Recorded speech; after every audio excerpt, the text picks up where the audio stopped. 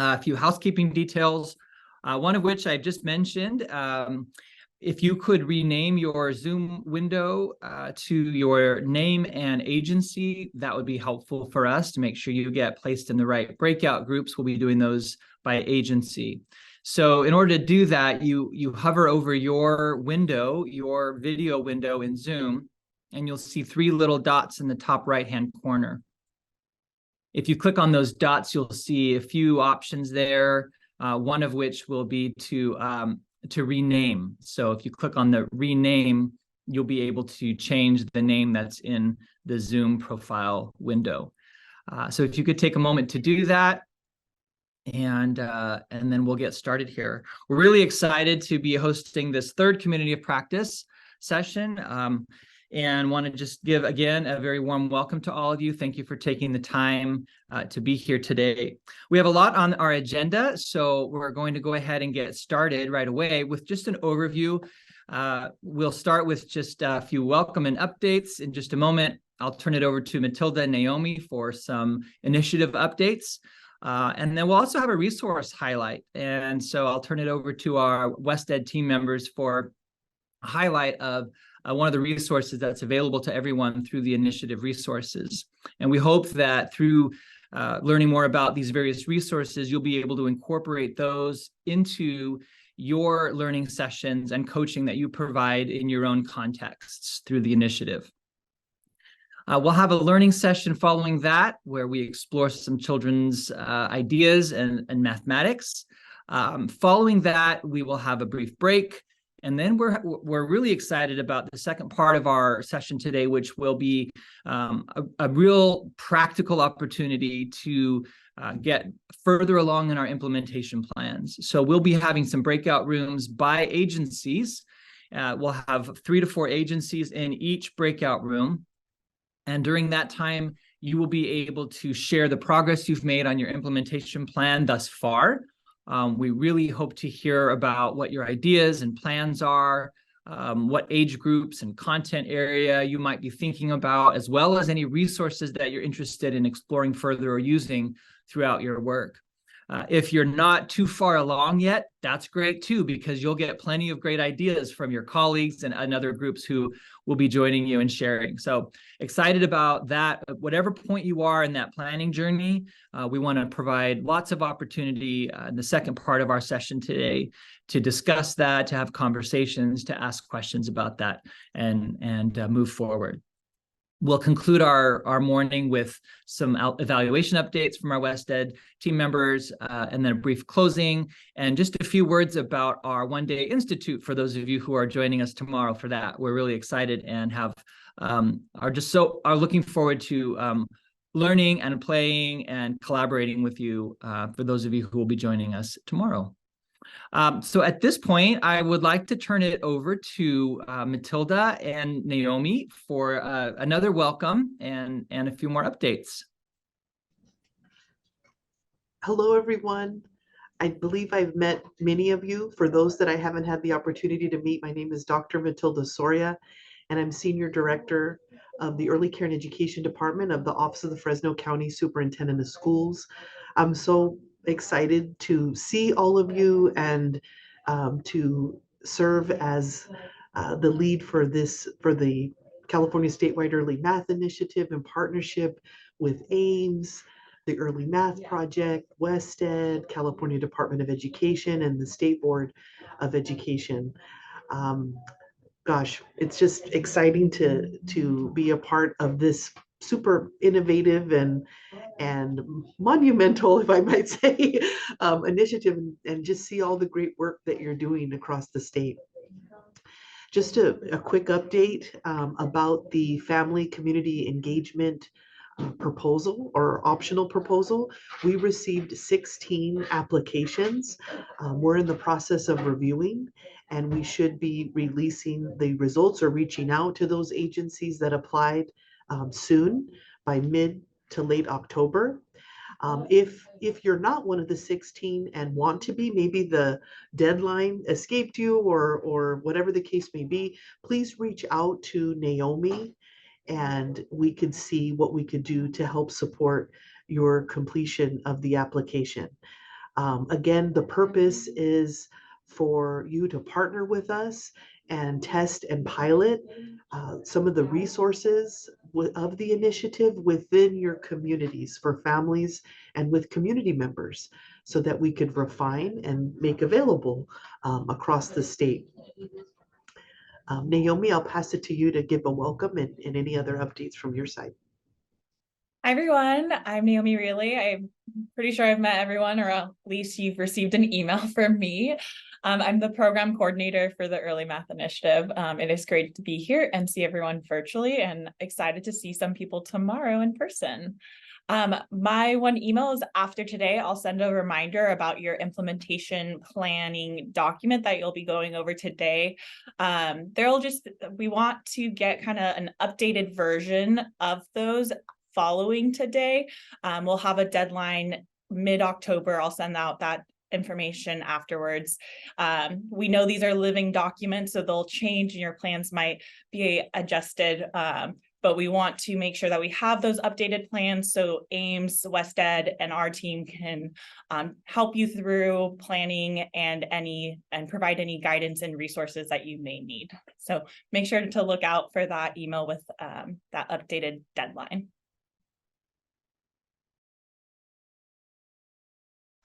And then just a quick, if I think our other colleague, John Dewick, if you can give a quick wave, John,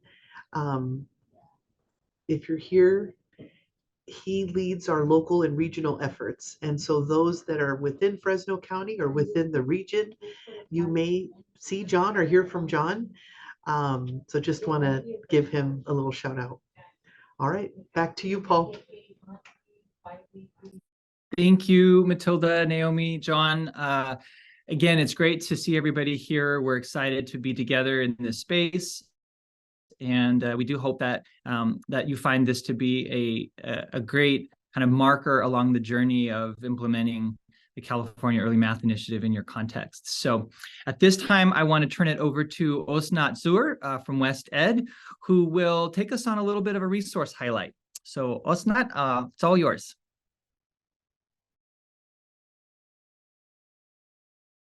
Oh, I think you're on mute. Oh, sorry. Hi, everyone. This is Dr. Osnat Zur from West Ed, and as Matilda shared, we are partners with everyone on Fresno, Ames, and others on this initiative. And we would like to draw your attention to a series of documents or resources related to what we call M to the fifth early math strategies. And we have heard, especially after some of the presentations in the June Early Math Symposium, some requests and interest in resources related to M to the fifth. And with that, we thought that we will share with you today links to some resources that already exist on M to the fifth, but also let you know that for the community of practice in December, we are planning to devote time in this session in the COP to talk more about M to the fifth, to draw your attention to more updated and extended resources that we are creating for an online suite on M to the fifth. So I've said M to the fifth many times, and you probably wonder what it is. I'm going to put in the chat 2 links that can provide you more information about it. One has a link to resources about 5 key early math teaching practices that are not specific to any particular content area. They are not specific to number and counting or to geometry or to measurement.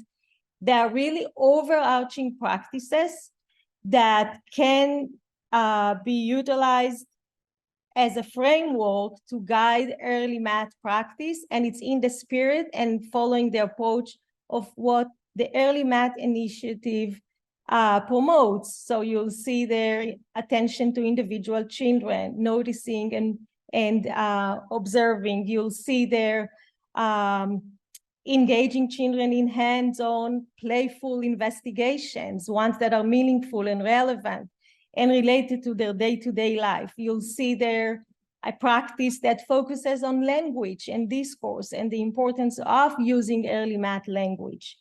You will see there a focus on the environment. Again, what are the materials that provoke this innovative thinking and early math problem solving through hands-on experiential learning? I'm not going to go to all the 5s, but what I provided you is a link to resources we have created during the first CoP initiative. These are documents that we framed as video guides because they provide videos and questions and guidance on how to view each of these m⁵ components within the video. And you have several video guides there and great videos that we have created during CoP phase 1 that were utilized in these resources to illustrate each of the m⁵ practices. And then the second link will take you to a presentation we have done about m⁵ in a previous early math symposium. Again, for those who are interested in hearing more about them, you may choose to watch this presentation. All of that is in the meanwhile, and as I said, we'll come back in December with additional resources. Some of them will include also updates and tweaks in the language for m⁵, but I think what I gave you here is a great start, and then we can build on it as we come back in December to share more extended and updated resources on these 5 key early math teaching practices. Okay, back to you, Paul.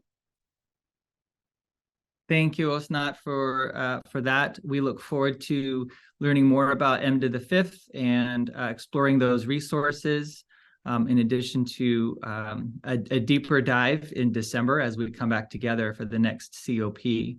I think that the attention on teaching practice and on children's learning is so important. And kind of in that spirit today, we're going to be taking some time during this next session before our break, to explore children's mathematics in some kind of in a think of a camera lens that's kind of a zoom in sort of a focus. And sometimes we zoom out and we look at the big picture. We look at sort of these overall contexts and practices and routines and things that we can put in place for high quality early mathematics teaching and learning. But so many times we don't take maybe enough time to really zoom in to look on what are individual children doing, or how are children exploring and thinking and developing understanding of mathematics on a very close level. So we'll be doing some of that today, and so I encourage you to kind of put on your noticing lens today, to really sort of think about what are some of the ways and the things that you see happening with individual children as they learn mathematics in playful ways. So I'll get my slides up and running here. So we'll be looking a little bit at children's mathematics and thinking about ways that children explore and experience mathematical ideas. And particularly through the lens of some block play today. Block play is something that is quite common in early childhood classrooms, in homes, in community, in family and community engagement types of activities, where it's a material or a resource that's commonly found. It can come in many different shapes and sizes. Sometimes we can have big foam blocks. We can have smaller wooden cubes. different shaped blocks. Sometimes we can use blocks that are all the same shape and size.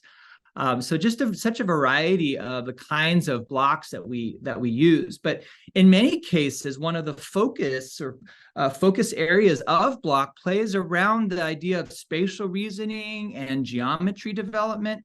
I want to just draw attention to one of the research briefs that was produced during phase one around spatial reasoning and the development of geometry knowledge from infancy through the early school years. And this is available to you. I highly encourage that you take some time to review this brief, in particular some of the areas that are around the foundations and standards that really sort of draw out what some of those things might be that young children experience during this kind of activity.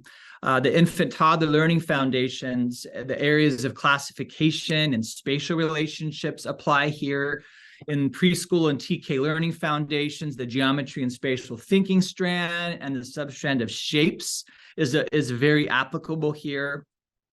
And then even in the California Common Core Standards in Mathematics, the geometry strand is, of course, a place where there's much language and conceptual areas related to shape and size, things that could be encountered during block play.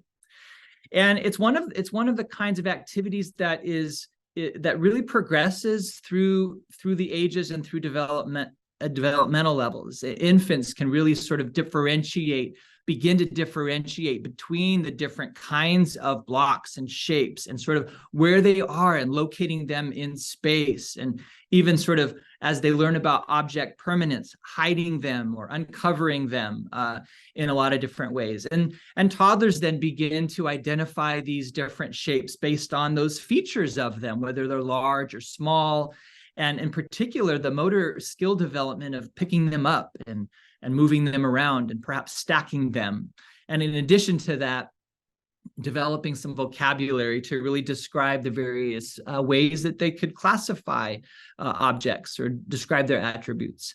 And then in preschool and beyond, we see a lot more kind of complex building with blocks and putting shapes, composing shapes out of smaller blocks and pulling them apart or decomposing them. So there's this sort of a complexity that's developed in the way that they work with the blocks. And we even begin to see some mental rotation. So ability to kind of see how things might be oriented even before moving them. And that's an important developmental part of learning for young children, is when they're able to begin to do that in the preschool years and then in the early elementary years and beyond. I also want to highlight a few other things that are learned when children play with blocks. This comes from the powerful role of play in early education. Another resource I think that's a powerful a resource that really describes how play can be related to learning, in how materials and contexts and different types of play can all be incorporated into early learning environments. So want to give you a moment to think about, as you look at this, and think about what are some of the different things that children might be learning as they play with wooden blocks. And take a moment here in the chat.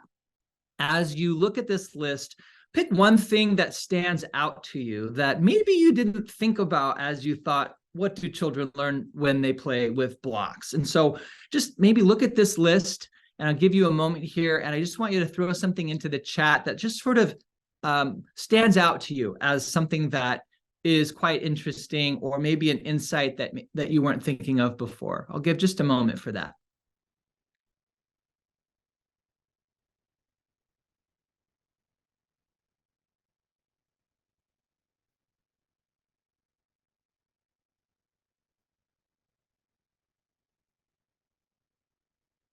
Yeah, so we're seeing some things like hand-eye coordination or motor skill development. Agency is an interesting one, right? That when you think about the agency that children utilize as they make decisions about what they will do with the blocks and how they will play or how they will interact with the blocks. Balance, texture, Yeah, wonderful. Spatial relationship, cause and effect. Again, agency, decision-making, patterns, muscle development, muscle strength, emergent writing, dispositions of experimentation. Again, with writing, agency, balancing. Yeah, wonderful.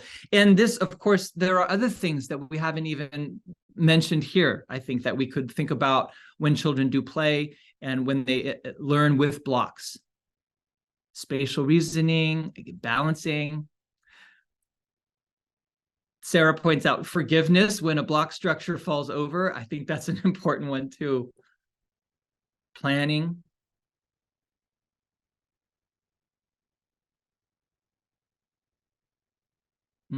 Opportunities to be non-literal. Trial and error and relationships. Planning with others. Invention. Yeah, wonderful. Excellent. Well, continue to think about those things, and you'll have another chance to sort of come back to some of those ideas as we go further today. In particular, some of the things that that we want to really think about in terms of a mathematical lens, really thinking about ways that children in those preschool years and beyond begin to compose new shapes from others or decompose shapes into others to create designs or pictures and partition different shapes into equal parts. These are very important geometric and spatial reasoning kinds of skills and concepts and understandings that children encounter as they develop more complex building and more complex play with blocks. Blocks, as you probably know, block play has been around for a long time. In phase 1 of the initiative here back in 2019, if you were with us, Scott Nielsen and Richard Thiessen presented a session on the birth of kindergarten on Frederick Froebel and his wonderful gifts. This is a resource that's available to you. It's a presentation that's in the spreadsheet of presentations of resources that you have access to.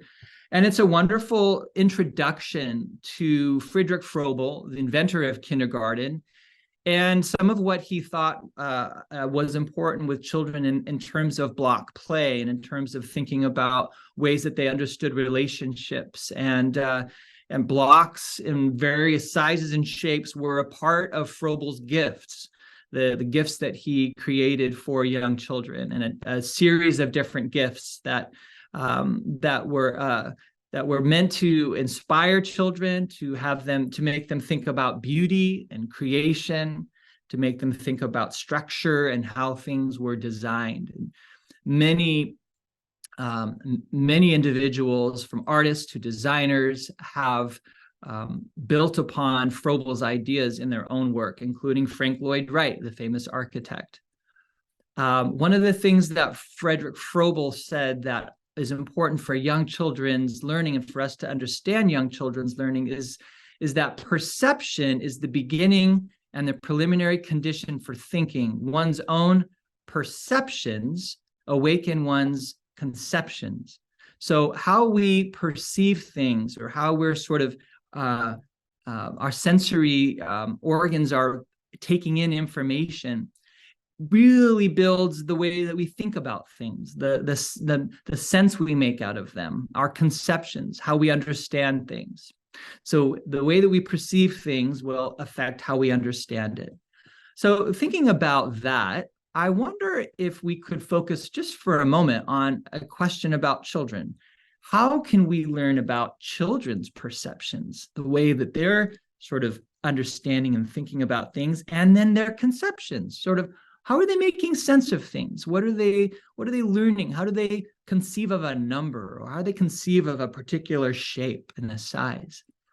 One of the best ways that we can learn about children's perceptions and conceptions is by watching them and by taking the lens of an interested observer, or to notice the kinds of things that children are doing during activity, whether it's playful activity that's just sort of more of a free play, whether it's more of a learning activity where there's a specific learning goal or objective, whether there are adults involved or not, but noticing children's thinking and noticing children's activity can help us understand that. And why is that important? Because we know that all new learning builds on what children already know, their intuitive ideas, their thinking, the way that they're making sense of the world. So I want to take you on a bit of a journey. So we're going to kind of go, like we talked about this sort of camera lens that zooms out or zooms in. We're going to zoom in into a particular episode of play, of a playful interaction between a few children and an adult, a teacher. And this episode is called I Could Do This because at one point, someone in this episode says, I could do this.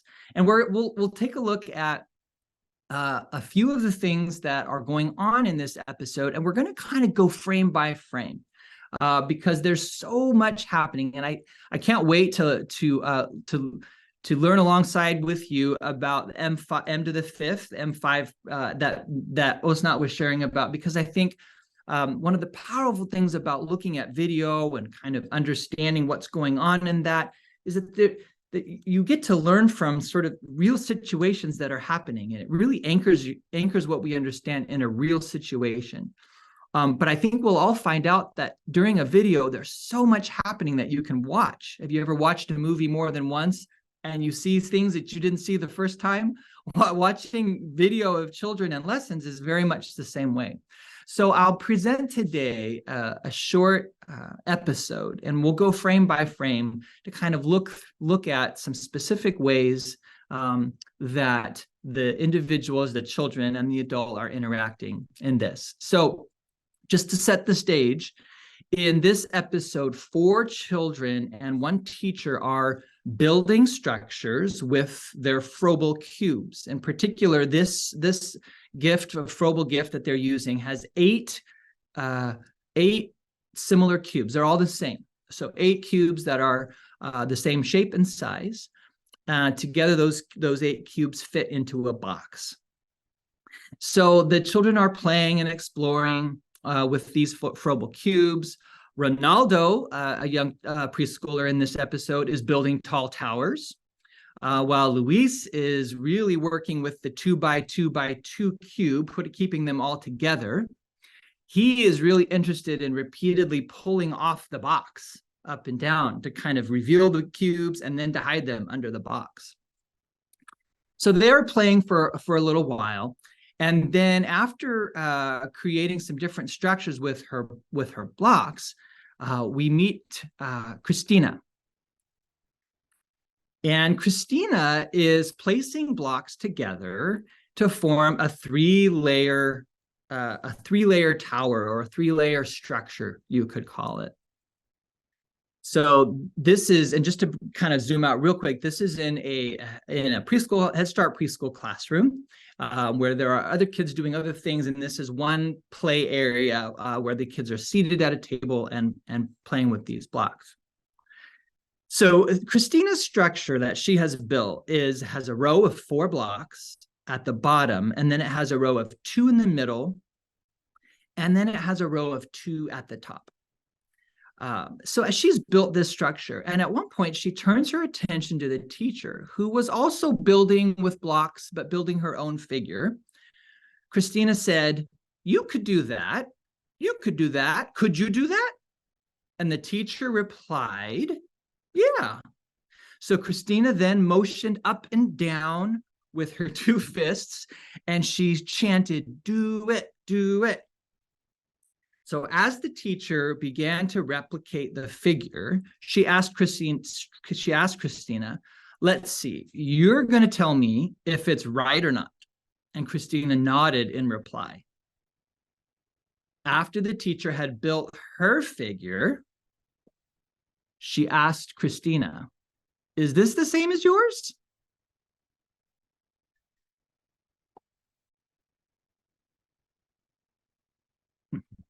This is my favorite part of the whole episode. Christina shook her head. "No." And she pointed to the top row of her figure. She said, "I put 2." And the teacher said, "You put 2 where?" But before Christina could answer, Ronaldo, who had built the tall tower, asked the teacher, "You dare me to cut 1 in half?" And the teacher nodded, and Ronaldo knocked off 1 block. The teacher asked, "That's 1?" Ronaldo then knocked over the whole tower. And just as the tower hit the table, the teacher exclaimed, "Ah!" And Luis, who was to the left, Luis asked the teacher to close her eyes. At this point, the teacher is navigating a variety of different play goals and emergent goals that the children have created. She focuses on returning to building, and she asked Christina, "Is this right?" And she removed 2 blocks from her figure. Christina again shook her head, and Ronaldo said, "No." And Christina said to the teacher, "Try again." The teacher then placed one each of the 2 removed blocks on the ends of her top row. And she asked, "Is this right? 2 and 2 like this?" And at this point, Christina shakes her head. And Christina's decided at this point that the teacher needs a little more support. So at this point, we're going to jump into the video to see how Christina really helps out this teacher, who at this point you may see is our very own Aileen from Ames. But we'll look and see how Christina explains how she built her structure. Or like this, right? Okay, let me show you. Close your eyes. Can I do that? Like that. Ah, like this. Close your eyes. And then you put these here. Ah. And then you put something like this. Like that. See? And open your eyes. That's your like eyes. yours. Open your eyes. And So you may not have caught all of that, because at first glance, I didn't quite catch all of it. But on closer inspection, let's take a look at what Christina did. After explaining a bit more about her particular shape to the teacher, she then pulled it apart. She decomposed her shape into a variety of different parts.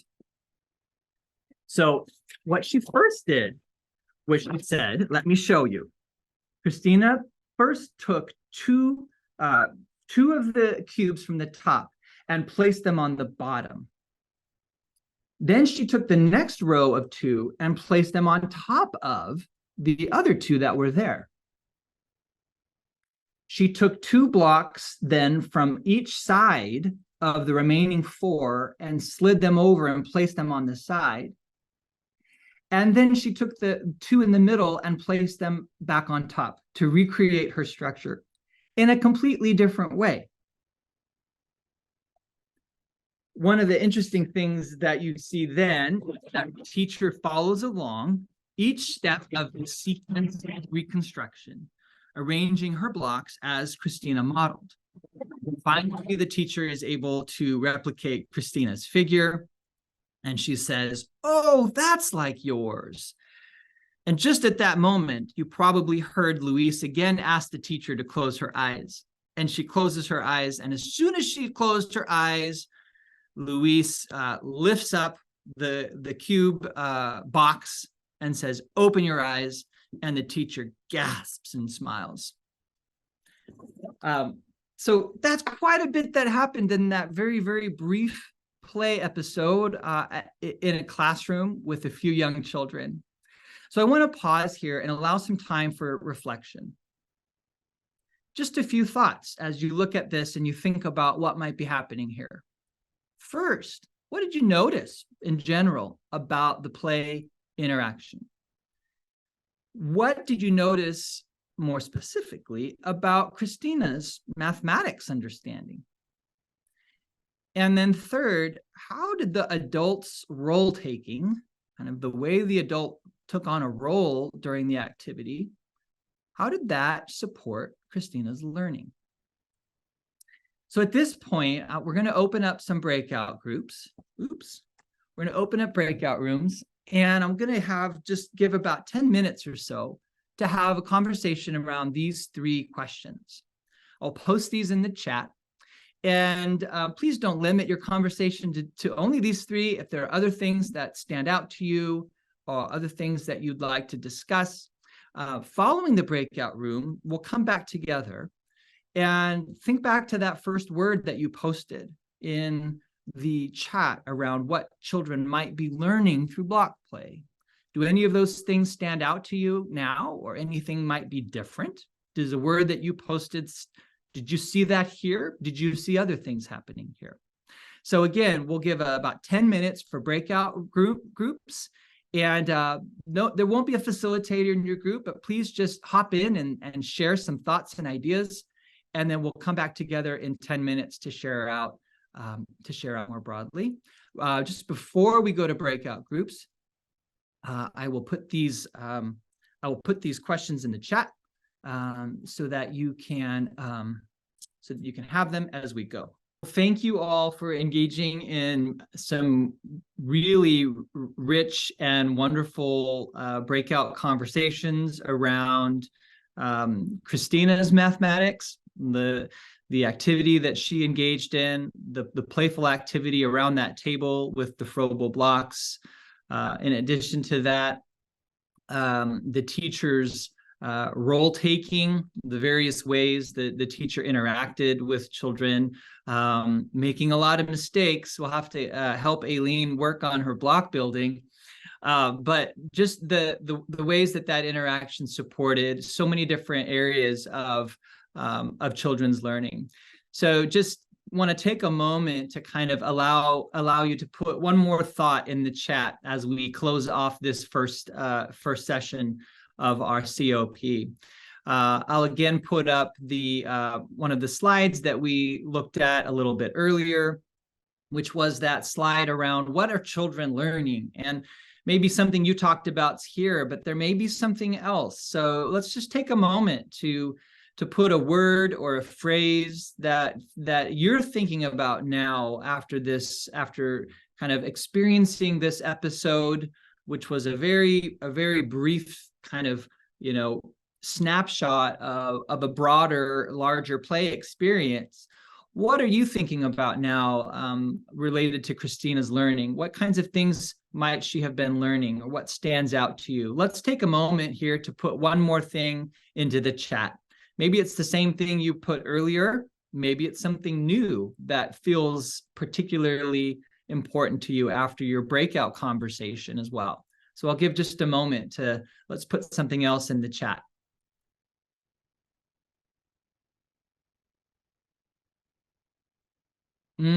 I see a couple that have put in their expressive language, leadership, confidence, feeling a lot like agency in this setting. Create and recreate, patience and communication, build and rebuild.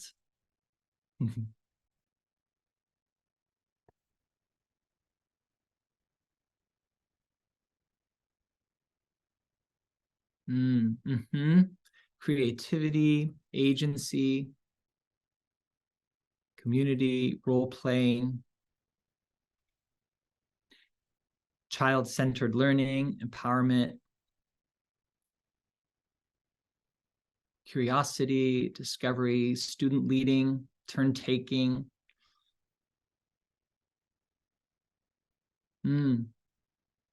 Teacher entered the child's world, not the other way around. Listening more as a teacher than just telling. Great emphasis on listening. Yes, reconstruction in various ways to get the same end result. Planning, facilitating, child-led.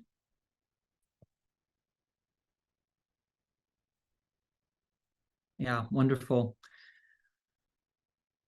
Well, thank you so much for that engaging conversation. I think there were also some very interesting questions and maybe some thoughts about what comes next.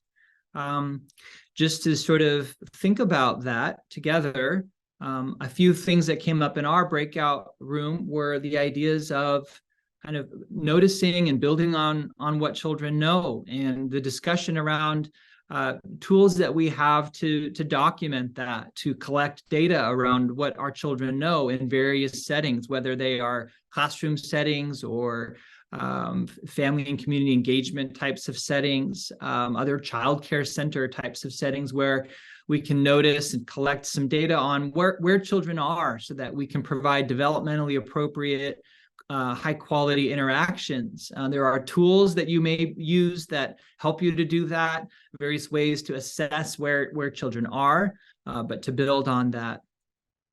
In addition, another idea that came up was how to really attend to various levels and concepts that children might be exploring within a small group or within a broader class.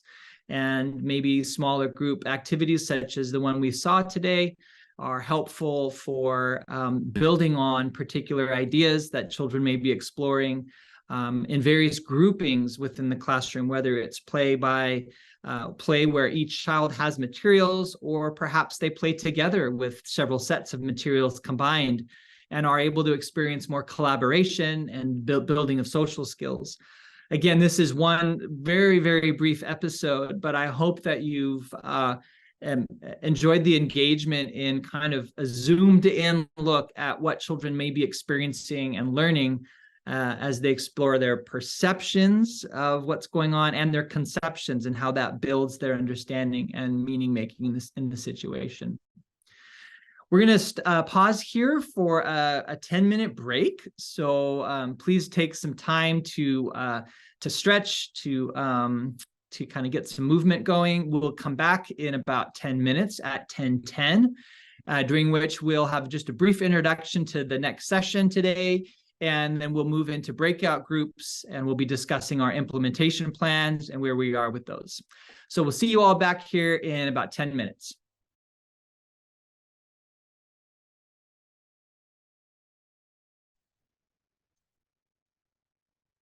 Welcome back, everyone. I hope you had a nice break. We're going to continue our COP today with our second session. And in our second session, we'll be focusing on moving forward with our implementation plans. And this, again, is an opportunity for you to think a bit more deeply about the kinds of professional learning sessions that you would like to facilitate in your own local context with the educators you work with, as well as the type of coaching support that you will provide educators as they implement the things that that together you are learning through the professional learning sessions. We have a template that Naomi referenced at the beginning of our session today. That template is available to you in the shared Google Drive. And we strongly encourage you to be just really using this first page of the template to really help you to do some broad overview planning related to the goals for your year, how you might integrate your efforts with things that initiatives or programs that you already have in place. Maybe if you participated in phase 1, you want to build on that now, build on some of the work that you found to be really successful. And really then also think about some of the logistics and the infrastructure. Maybe you anticipate particular barriers that you will have to be aware of and create strategies to overcome. You might want some additional support or resources that you can implement as well.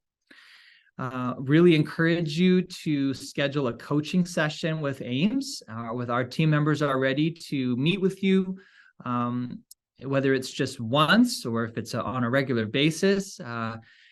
Feel free to reach out and schedule a coaching session, and it could be around designing your plan, could be around how to prepare a professional learning session or a coaching conversation, designing some methods for collecting data throughout your sessions so that you really get a better sense of how participants in your sessions are exploring and experiencing the session, and really sort of what kind of outcomes you see at the student level as well.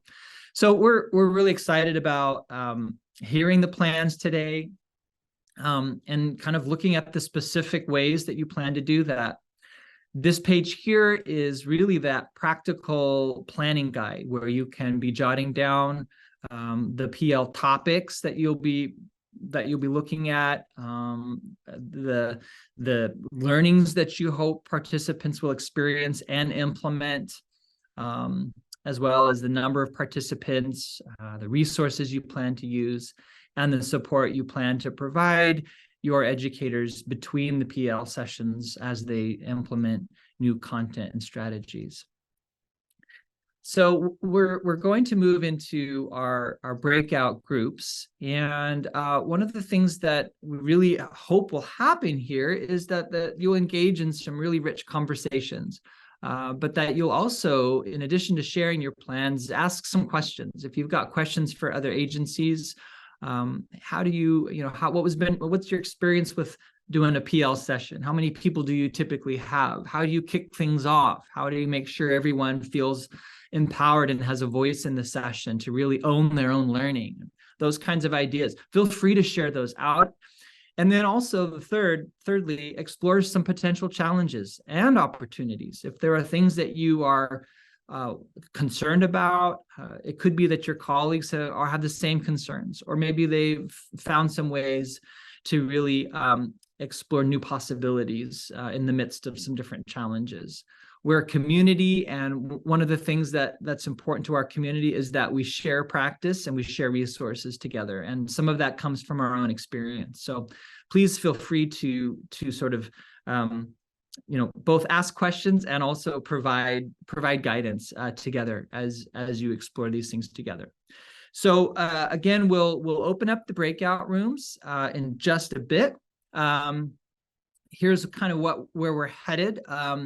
We've done some groupings here. So these will be the breakout rooms, and Chris on our end will open these up for everybody, and we'll get started. We've got about an hour or so. So if that would be probably, I mean, every agency may have about 10 minutes to sort of share their plan, and then a little bit of time for follow-up questions. And so kind of go around. And if we end a little bit early, I'll try to keep the pulse of the groups. And if it feels like we don't need that full hour, we'll come back together when we feel like we're ready to come back.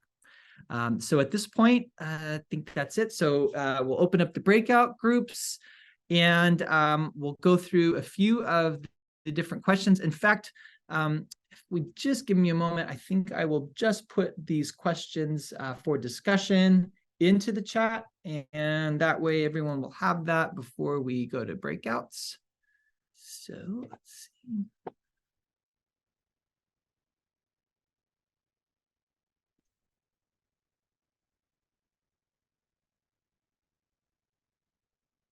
Okay, so there are quite a few. These are also in the agenda that was emailed out to you earlier. So if you do have your agenda, you can reference that for the discussion questions. They're here in the chat as well. And so at this point, we'll go into our breakout groups. You'll have a facilitator. Our colleagues from West Ed and our colleagues from Ames will be in the breakout rooms to provide a light facilitation and to kind of keep things moving forward. We'll see you back here after the conversation.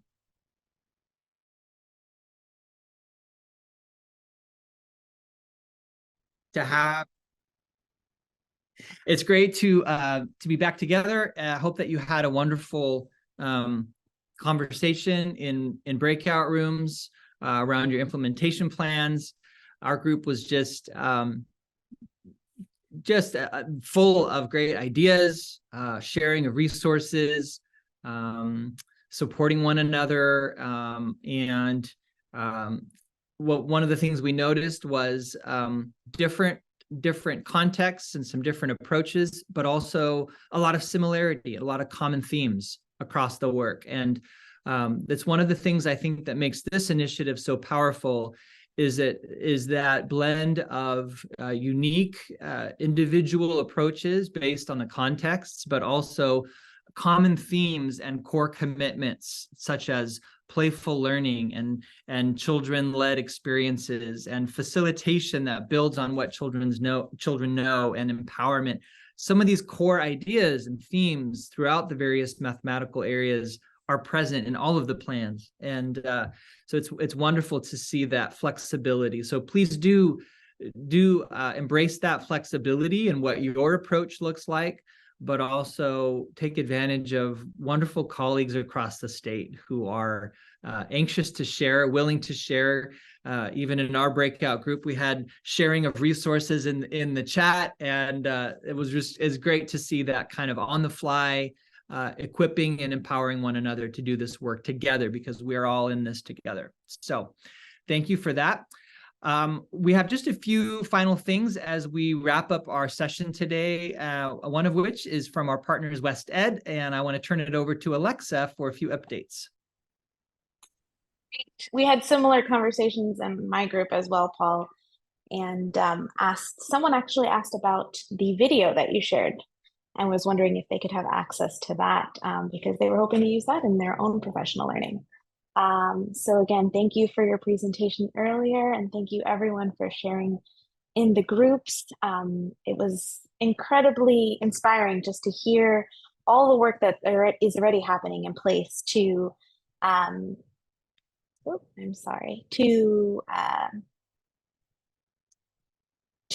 to start professional learning and coaching within your agencies. If I haven't met you quite yet, my name is Alexa Roth, and I'm on the West Ed team. Again, I just have a few quick announcements to make. The first is in regards to the working groups, which we had a few months ago. These working groups are to support our content development. So all summer, we've been working on developing online suites to support you in your professional learning and coaching. So these working groups, again, we get together and we talk about the resources, what works well for you, what doesn't work well for you. And we've created a number of resources this summer for the suites in math mindsets, building local capacity, coaching, and geometry. And so again, we want to invite you to come in and to talk to us a little bit about your needs in those areas, and also the resources that we've developed and how they will work in your settings. So just be on the lookout for an email from myself as we begin scheduling these opportunities. The second announcement that we have is that we're currently administering a survey to all community facilitators. Thank you so much to those who have already completed the surveys. We'll send out another reminder today for those who haven't had a chance yet to complete it. And that email also will come from me. So your responses really do help us inform the future planning of everything that we have scheduled for our CLPs and for our One Day Institute and any other supports that we give. So please, if you could just take a little bit of your time to fill out that survey, we really appreciate it. Thank you so much. And with that, I'll pass it off to my colleague, Melina, and she'll talk to us a little bit about our implementation log. Hello, everyone. It was just like Alexa said, it was so exciting to hear about some of the plans and how they're coming along. Even for those that are still in the planning phase, it was nice to kind of hear ideas and questions that everybody had related to what they're thinking about in terms of their professional learning sessions. And so we know you are all still might be in the process of planning these sessions, but I wanted to introduce the implementation log, which is another tool that our evaluation team at West Ed has developed to begin learning about your professional learning or training and coaching sessions that you all have planned this year, as you're beginning to outline those in your planning guides. And we created this log for you all as agency facilitators to fill out in an ongoing basis throughout the year to just document and reflect on your professional learning and coaching sessions that your agency conducts. And I just want to emphasize that it's not a tracking or monitoring tool. Rather, it's the information collected from your logs will help our evaluation team learn more about the range of early math efforts across agencies, because as we heard, there's so many different ideas and strategies that you are using as you plan your sessions. And so it will help us learn about just the overall reach of CAMI and the range of efforts across your agencies, and also will help the CAMI team learn more about how to better support early learning professionals, children, and families in early math across California. And so you will receive an email in about 2 weeks. We're thinking around mid-October, inviting you to begin completing these implementation logs. And the email will also have more detailed instructions on how to fill it out, along with my contact information in case anyone has any further questions or concerns. And just to provide a quick overview, I will share quickly, this is sort of what the log will look like. And this is the landing page, and you will get that link in the email.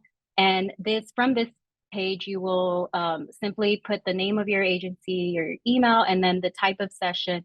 So we have professional learning, coaching, and other early math activities. And once you can click on what session it is, then the questions related to that session will pop up on the screen. And we try to keep this form very short, just so that it doesn't feel burdensome to you. We also, you will only also need to complete one log for each type of session. So for example, after you have your professional learning or training session, then you can pop in and log information that you might already have or collect during your session, such as how many participants. We're not going to ask about the name to name every participant or anything, just kind of general overview of the session, like the topics you covered and things like that. And then you will also complete one log after each coaching session, whether that's a group coaching session or one-to-one session. You will just need to complete one for each of those sessions. And we will leave it up to your agency on how you decide how to fill, or who will be filling out the log. But just wanted to share that. And if there are any questions right now, you can feel free to ask. But as I said, this is just a short form where you can just document the sessions that you have. And you can also reach out to me personally.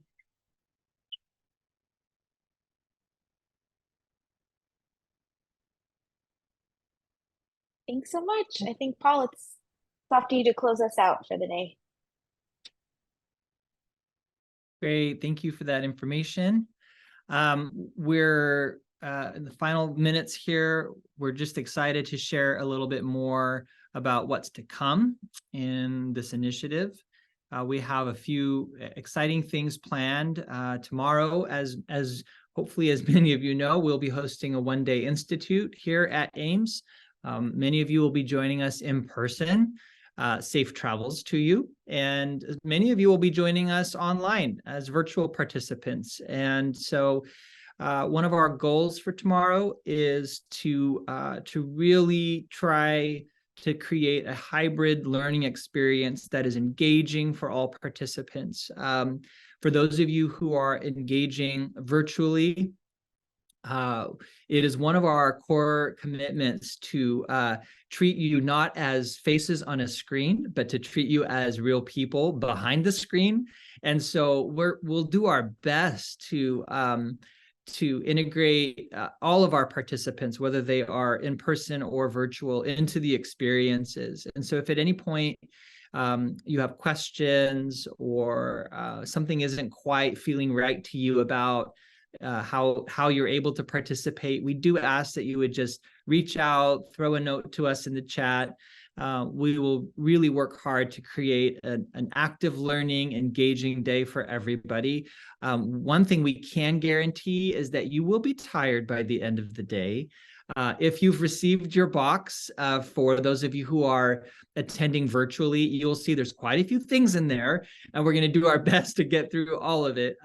We wish we had 5 days, but we have one. So at the same time, we will build in breaks and things for you. As you can see the agenda on the left side of the screen, there will be some breaks and lunch and that sort of thing. One of the things we're really excited about is the afternoon session of reflection and planning. We want to offer your groups that afternoon session to kind of take a deep breath and say, all right, what's next for us? Where are we going with this? You may have had some questions today about your implementation plans that already got answered, but you may be thinking about new things you'd like to integrate. And tomorrow may give you some inspiration for perhaps the kind of session you want to do, or the length of session that you think would be great, or some new materials or new ideas that you'd like to incorporate. So we do want to provide that time at the end of the day. Another thing that is we're really excited about tomorrow is during several of the breaks and during the lunch hour, we will have open an interactive gallery of activities and materials here for you to peruse and walk through. And some of them are more math focused. Some of them are also getting a bit more into some science ideas. But they are activities and materials that we will provide. We will provide resources for and some guides on how you might incorporate them into your work. For those of you who are attending virtually, we will be doing sort of a virtual walkthrough of the gallery, with a kind of a handheld video camera walkthrough. So that will be happening over the lunch hour. We'll give you a bit more information about that tomorrow. But if you are attending virtually, I think we have that scheduled from 12:30 to 1 during the lunch hour. There will be that video tour of the interactive gallery, because we want everyone to have at least an experience of the different kinds of activities that we're excited to showcase as potential things that you may want to use in your own work. If you are attending virtually, it would be great if your team could gather together and attend as a team. We're excited to facilitate some group activities, and your agency as a team would allow for some of that. I think a bit more than if you were to log in individually from a Zoom location. So if you can meet together, there'll be some opportunities for interaction with your team members. If not, that's okay too. There will be breakout groups for our online participants for you to discuss and make connections as well. Another thing that you probably have noticed is that hopefully most of you, if not all of your agencies, have received a body scale set for a icosahedron building. There are a variety of different dowels in the box, and your agency, if you are attending virtually tomorrow, you'll have a chance to sort of pull that out and do some building. Those of you who are in person here will be using some of our sets to do some building. And we're really excited about this new model. If you were with us in 2019, we used a model that had clear tubes and some zip ties as a connector for all the different dowels to create different shapes. We worked with one of our research fellows, Leah, who helped to guide this activity the first round. She's created a new version with some hooks on the end of the dowels, as well as some spring O-rings. And so those will be part of your material kit. And it's much easier to put this together and take it apart. In addition, you also received some shorter lengths. And so there are other things that can be built with this model. And so we're excited to explore that together tomorrow. And then finally, we have a final community practice session of the year scheduled in December. And so we are looking forward to seeing you all again in December. As we mentioned earlier, our West Ed friends and OSNOT will be sharing a bit more about M to the 5th, M5 guide and framework. We'll be excited to hear more about that and incorporate that into our work. And then as well, if you would like any support and coaching for you or your team, please sign up at this address, aimcenter.as.me. And then there's a /Kami-coaching. And you can sign up for a time there.